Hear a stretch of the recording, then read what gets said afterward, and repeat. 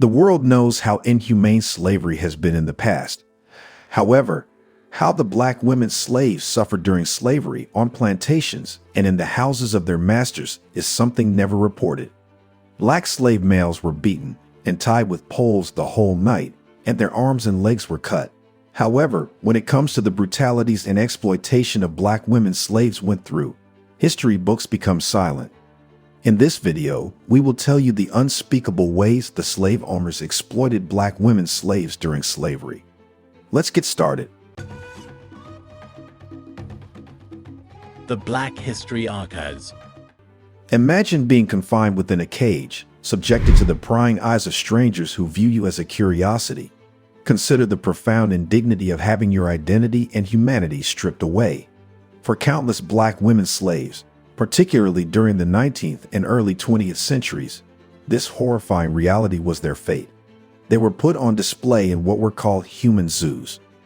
These were exhibitions that showcased black women from various regions and cultures, predominantly from Africa and Asia, as objects of both entertainment and education for predominantly white audiences.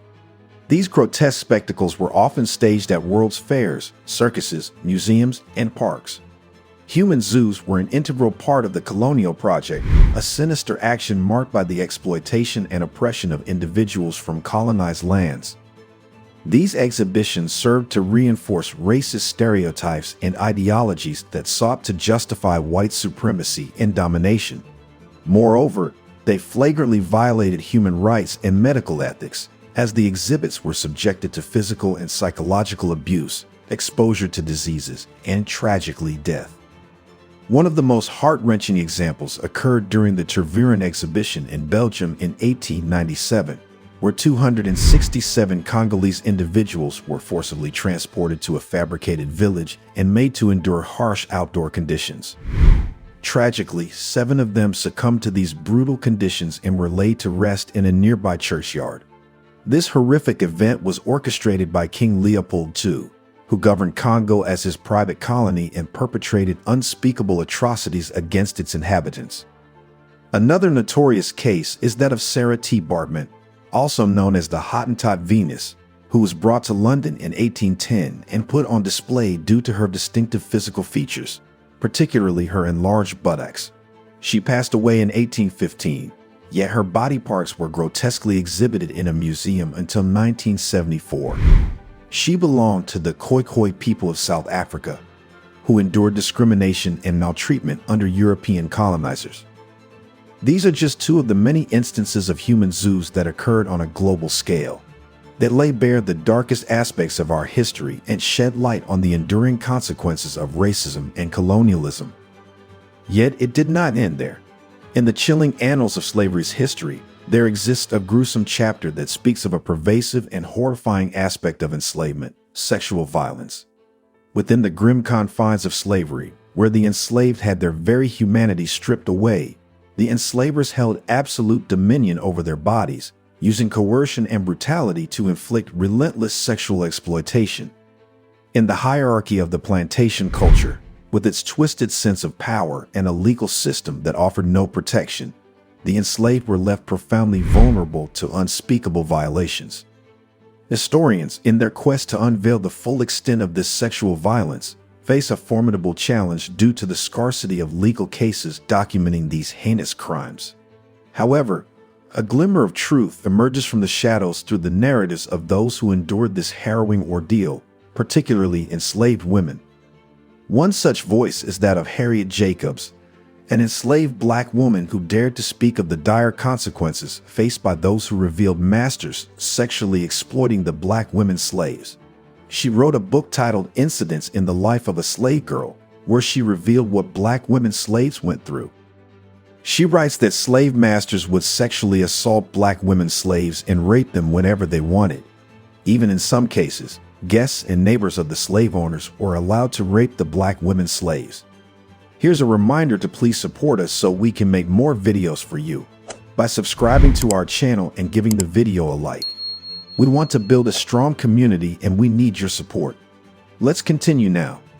Another case is that of Elizabeth Keckley, who was born into slavery and was raped repeatedly by a wealthy plantation owner's son. In some cases, black male slaves were used as a tool to rape. One such incident is that of 1787 Maryland. In this chilling episode, an enslaved man was forced at gunpoint to commit the abhorrent act of rape against a free black woman. The sexual vulnerability of enslaved men and women was further exacerbated by the Western world's objectification and hypersexualization of black bodies. Enslaved women were paraded like commodities at slave auctions, further reinforcing the cruel notion that their worth lay solely in their ability to bear children. In the grim era of slavery, long-term relationships between enslavers and the enslaved were disturbingly common, a reality that challenges our understanding of consent within such a horrifying context.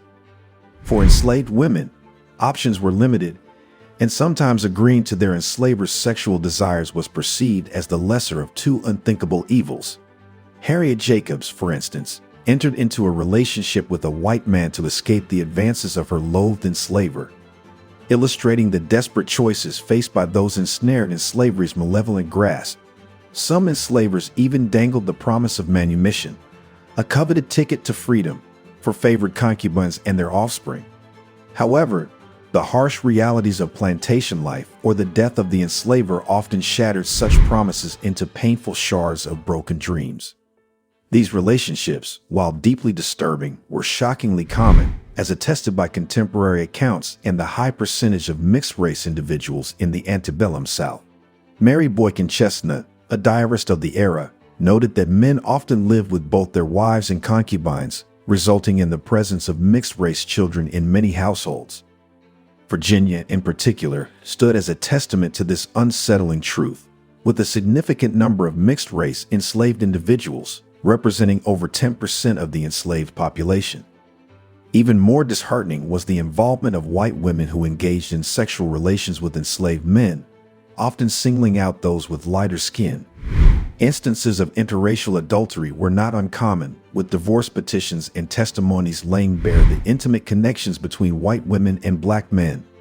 The 1825 divorce case of Dorothea and Louis Bourne provides a chilling glimpse into white women's agency in pursuing relationships with enslaved men.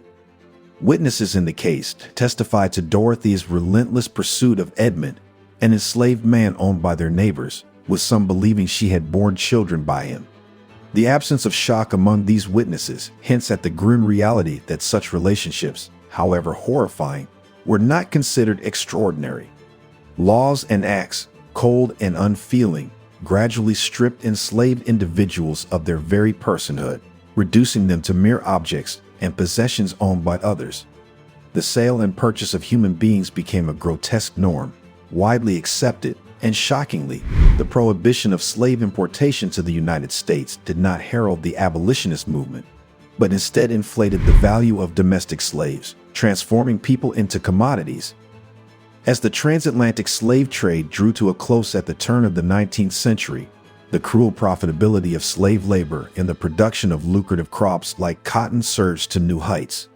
Breeding farms emerged as a solution to ensure a steady supply of enslaved laborers. Enslaved black women became a horrifyingly valuable asset in this equation, their lives subjected to the insidious expectation of bearing multiple children.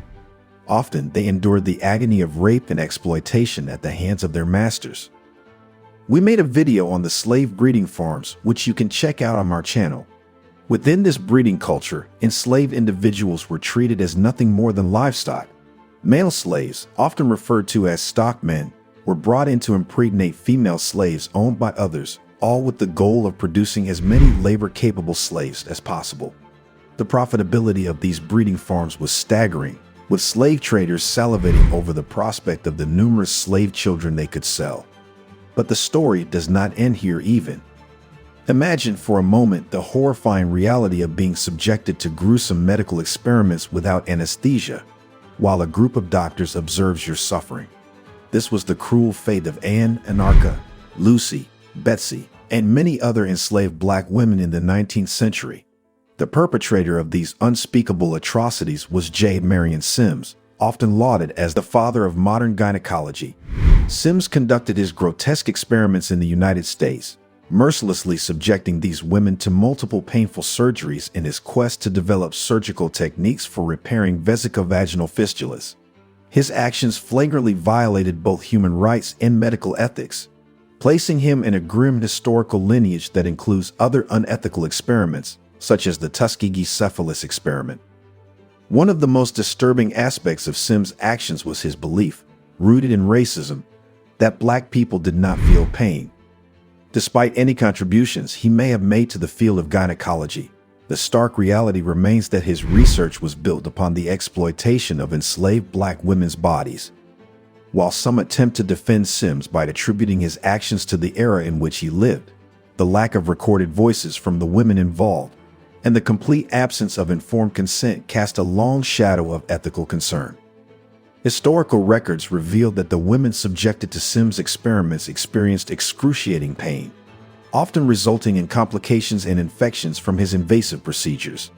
Perhaps most unsettling of all is the fact that Sims, after years of conducting surgeries on enslaved women without anesthesia, eventually began to use anesthesia when performing similar procedures on white women. This racial bias, deeply ingrained in his approach, speaks volumes about the dark underbelly of medical history.